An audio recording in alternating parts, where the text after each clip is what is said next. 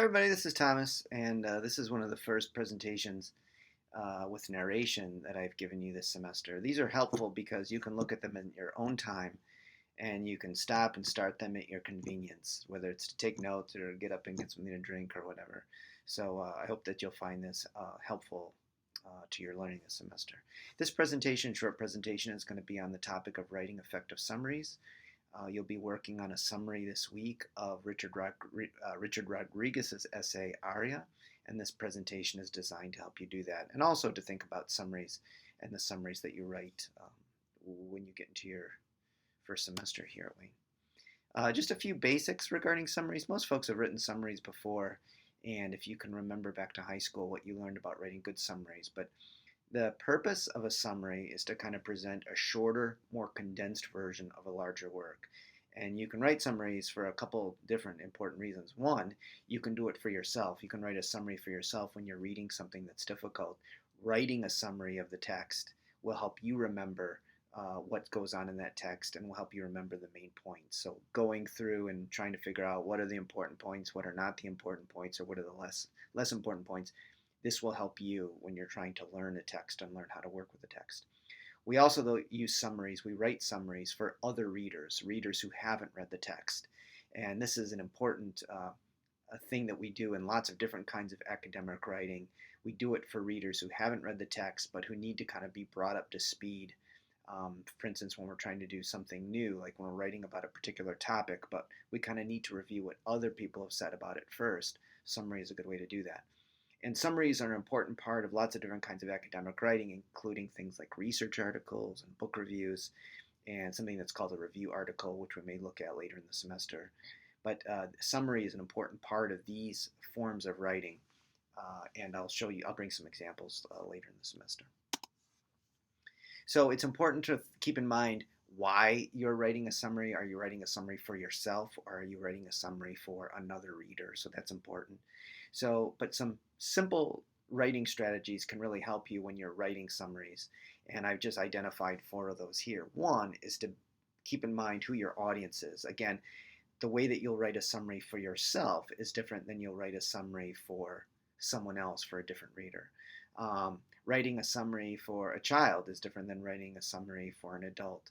Writing a summary for someone who already knows a lot about a topic is different than writing a summary for someone who doesn't know anything about the topic that you're writing about. So it's important that while you're writing your summary and while you're preparing to write your summary, that you keep your audience in mind.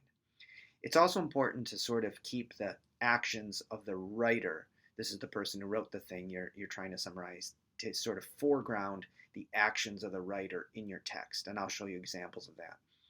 Number 3 is to use language signposts, or little pieces of language that help your reader sort of understand and imagine what the organization of the text is that you're summarizing. Remember, they haven't read it yet, so not only do they not know the content, they also don't have a good sense of how that text is organized. So if you can help them with that by providing what I call language signposts, that can really help the reader. And then particularly for persuasive texts that are making an argument, it's very important that you try and identify the overall argument structure of the thing that you're looking at. That is, not only its claim, its assertion about the world, but also the good reasons that the writer uses to back up that claim. And then also, if you're reading something informative, maybe it's like a newspaper article or a research report, it's important to identify, well, what are the major sources of evidence? What are the major pieces of information that absolutely need to be identified for readers in order for them to understand the text? So let's go back and sort of break these 4 strategies down. One is have an audience in mind. So for this, I mean that writing for an expert is different than summarizing for someone who doesn't really know a lot about the topic. So for instance, if you're writing for someone who doesn't know a lot about the topic, you're going to have to provide definitions about the important terms and concepts.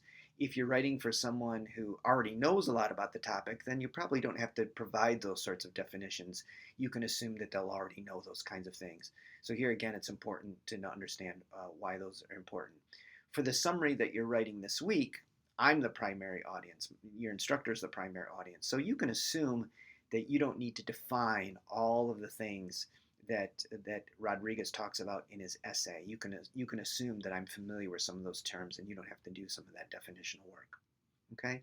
In this example here, I give you an example of someone who's summarizing something about gentrification. And in that, if you were writing for someone who didn't know a lot about the topic, you'd have to define what gentrification is in your summary.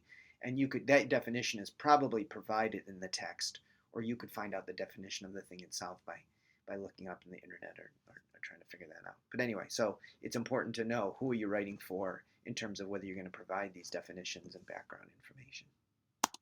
Strategy number 2 is foreground the actions of the writer.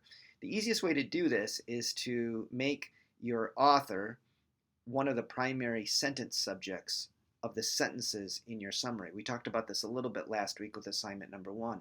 So I just gave you 4 examples here that kind of uses Tan as an example. So if you have sentences like Tan argues, she shows that, her main point is that, the writer explains. Do you see in all of these sentences, the writer is the subject of the sentence. They're the one who is doing the action.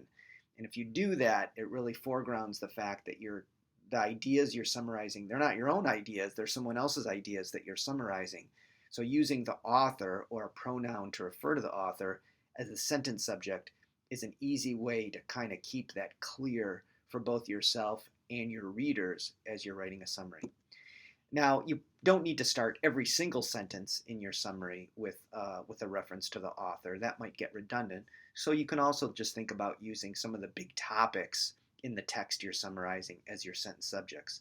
So again, as we think about Tan's piece, you might have sentence subjects like non-native speakers of English or English learners. Those are things that Tan is talking about. So it makes sense that we would also use these terms as sentence subjects in our summary, along with the author and author pronouns to refer to the actions of the author. These are easy ways to remind the reader that you're writing a summary. They're not your ideas, they're someone else's ideas that you're summarizing. Strategy number 3 is using language signposts to help the reader understand the organization. And these are signposts. When I say signposts, I mean really simple pieces of language, usually at the beginning of sentences, that again help you and the reader kind of picture or imagine the organization of the text you're summarizing.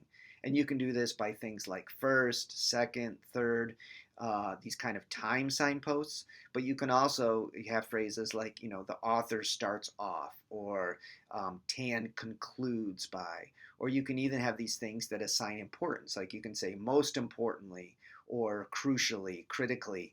These words, starting sentences, also do a good job of sort of not only pointing to what's important, but to giving the reader a sense of how the text is organized. Remember, they haven't read the text, so they need to be reminded and given a picture of how the text is being organized. Strategy number 4 has to do with identifying the argument structure. And remember in class we talked about the argument statement, Monday is the worst day of the week. What I didn't include there, and what we'll talk about a little bit more in class, is the reasons why we might argue that Monday is the worst day of the week. So you could say, well, it comes after the weekend, or it's the first day of the work week, or something like this. But what we need to do is, in addition to providing the author's claim, we need to also describe what the author's good reasons are, the good reasons that they offer, the support they offer to support the idea that Monday is the worst day of the week, or whatever the argument happens to be. So when you're summarizing, it's important that you provide this information to the reader, not only a summary of the author's main claim, but also to identify the specific good reasons they offer in support of that claim. For informative texts like newspaper articles or research articles or lab reports, it's important to point out, well, what are the major bits of information? That could be a results from an experiment. It could be the results of observations. But these are the main points. And we'll talk a little bit about when you write summary. One of the things you have to do in order to sort of condense your summary so that it's not just as long as the original piece is you need to identify the most important points. And then there's certain things that you just won't have the space or time to talk about. But it's important that you be able to distinguish between the most important things that you absolutely need to talk about and the things that maybe aren't so important. or that you can let the reader discover themselves when they read the text. So identifying the argument structure, both what we call the claim and the good reasons, and the most important points, that's really critical to writing a good summary. Okay?